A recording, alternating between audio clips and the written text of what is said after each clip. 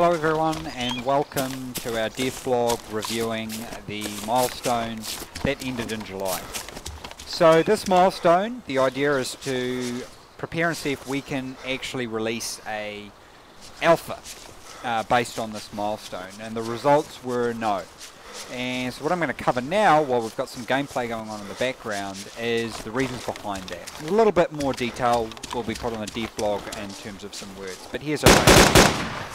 So the build is not ready for release, so we have now moved on to pushing forward to our next milestone and working on the issues that were presented with what we'd worked on in July. So I guess the biggest piece of work that's remaining for us is what we're calling the multiplayer network bubble. So what this means is that clients receive updates that are within the vicinity of them.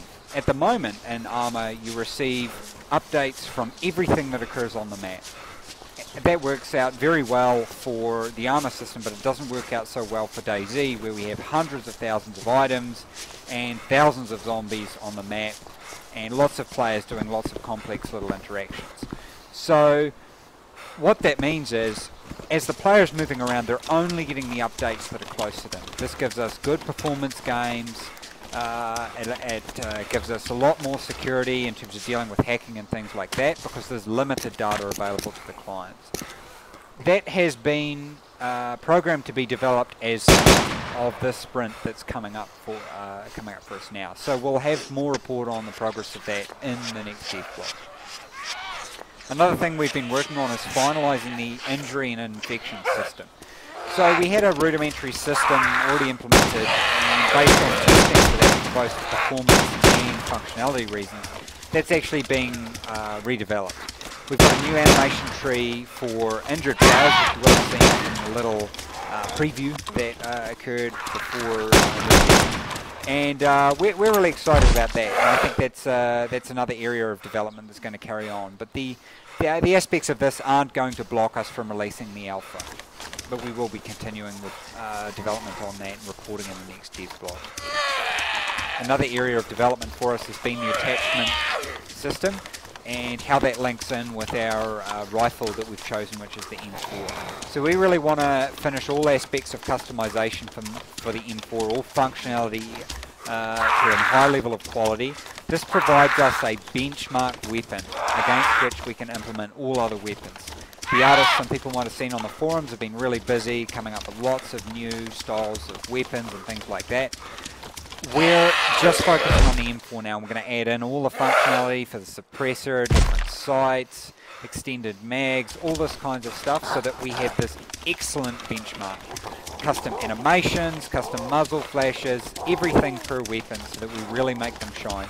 Because we think that weapons are your levels in DayZ, so they're very important, and we want them to really reflect that. A further area of work has been damage and bleeding. So the damage system is being reworked for both performance and functionality to accommodate the needs of DayZ.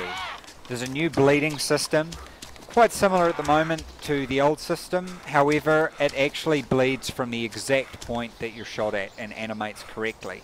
So we think that's quite a cool new addition. At the moment, it's not working correctly in the multiplayer dedicated server, so that's something that we do want to have finished before we can push the alpha out. The report on the progress of this will be in the next DevBlog. One big area of development has been database and security metrics and things like that. So we're redeveloping the loot spawn system to be central server managed, and we're also preparing the database for a wide release. You know, it's got to handle a large number of players and connections. So that's receiving a significant area of development as well. Finally, I guess one of our biggest areas of development beyond all this is stability, and this has been greatly improved in the last weeks, and I'm sure those of you who've had a chance to talk to the people who've been testing, they will tell you the same thing. We've still got some way to go to accommodate the player levels that we feel is necessary for useful feedback, and I guess that's kind of the most important point to make in this development blog. Everybody really wants it to be released, and you know, we're really happy with how it's starting to look, but until we cover off on the very basic foundations of it, there's just nothing there to play. There's nothing there to really enjoy. We feel we're very close to that, but we want to take the time that's necessary to deliver on that, and that is obviously frustrating for everyone involved, both on the project team and as well as people wanting to play it. But really without these things it's just not possible. So we really appreciate people's patience with that, and I'll be posting more detail and text on the DevBlog over the weekend as well, once I've had a chance to sleep. So we hope you've enjoyed this little teaser, and we're going to finish off the development blog with some interviews with some of the staff so you can hear how things are going on. Thanks very much for tuning in. Hi Evan, welcome again to the developers blog. So what are you currently working on at the moment?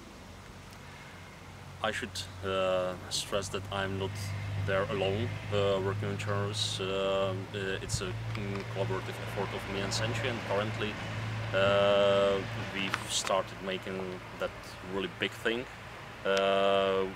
It's been hinted, we've been talking about that for quite a long time, almost a year.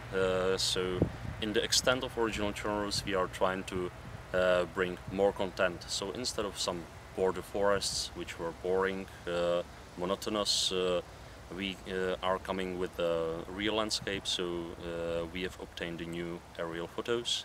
We are currently working on the road network, on the basics of the design, and mainly on the forests, which still constitute about like 40 or 50% of the redesigned area. So what else do you expect to be in the northern expansion? We are planning to have there some rock formations. If you've seen our latest development blog or the photos from the visit to Charles, we have visited the nice sandstone rocks, so we took some inspirations there. Certainly plenty of new cities, villages. Hopefully we will expand the railway network as well. Lots of exciting things, and above all, we expect that there will be something new to explore, and also some parts in the original genres which aren't really visited in DayZ because there's just nothing beyond them. Will get some more attention from the players. So what kind of new assets are we looking at? You know, what buildings should we expect? What kind of rocks, trees? What's going to be new? We are trying to be quite conservative because the data sets we have at hand are quite big already, but we are mainly trying to come up with something which would be functional. So one of the things I would really like to try would be some better way to display or to represent small water bodies in the landscape, especially the streams. So having ponds more frequent so that players can get some dirty water, fill in their canteens. This can be very nice for the gameplay. Same goes for the small police stations. In the region like Northern Channels, it would be quite logical to have police station almost every bigger village, and of course police have weapons, they have better gear, they have some uniforms, equipments, and we are trying to think along the lines of what could be useful for DayZ. Same goes for small health centers, which are quite common in the Czech countryside. So you have bigger village, there's a health center which has fairly good equipment. So instead of, for example, having to set back to Chernogorsk if you're in need of some special supplies, you can also go somewhere else. So I hope decentralizing places where you can get these special assets can lead to a more variegated gameplay, just to remove the stereotypes which are associated to the way the Chernogorsk is laid out. So how far do we expect this to be, the northern expansion to be along when we look for a release? You know, what are we expecting to see in there in the first versions? We have big ambitions, that's for sure. So it means that it will take at least a month to get something which would be acceptable. Of course, we are talking about the basic landscape without any villages, which require some big amount of work. But let's say that after 1 month's work we would be able to deliver terrain which would be more or less final in terms of vegetation, road network, and some most basic features, rocks. Of course, then we'll need to design all the villages, oversee the process of creation of those new buildings. It's actually plenty of work, so I expect it can be another 3 months minimum. So how often can we expect map updates with when the standalone comes out in the alpha? Well, from my own DayZ experience, I remember that I was always quite unhappy when my position has been reset because of some critical gameplay feature was introduced. Of course, if we would be updating terrain, the safest option would be to reset everyone's position to some initial starting location on the coastline, especially for the groups who tend to play together and set up camps on servers, etc. It might be very disturbing, so I suppose that we will need some really good reason to update the map and force people to experience such a break in the gameplay. So definitely it will be in the bigger batches. So for example, public alpha can contain the map without any towns and villages, and next update after a few months can contain these.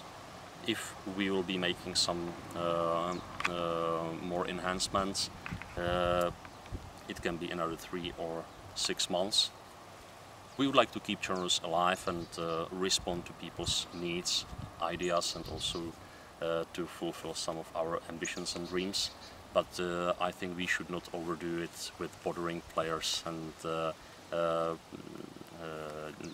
forcing them to restart too often. So just to finish off then, so what are you most looking forward to with the expansion?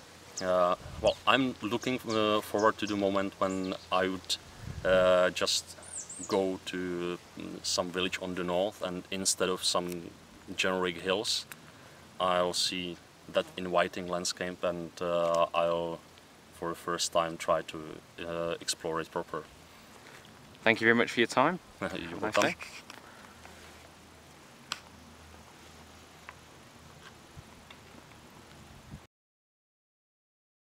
Okay, well, let me introduce Honza Absolon. I like his nickname, Absolute, virtual Russian. And what we have here is a little bus station ticket office, and it's one of the real artifacts from the real-life tours. As we can see on the monitor, which is currently obscured by Honza, we also have reference photos, and we are trying to recreate this as faithful to the original as possible. But of course, we will not put it just in single location, but with this ticket office, we can build, for example, a bigger coach station in downtown Chernogorsk or in the bigger cities, because that's what I always like to do and what I would like to promote in Chernogorsk for DayZ. Those real-life infrastructures we all know, like bus stations, arranged in a realistic pattern, so that we will probably figure out where the particular lines were going. Maybe we can take a look in the interior, if it's possible, or just show some details. Yeah, I remember when I was a kid, we were setting off from this place to trips around. Well, the interior is pretty simplistic, but it's still lacking some of the maps, I suppose. Cool, awesome.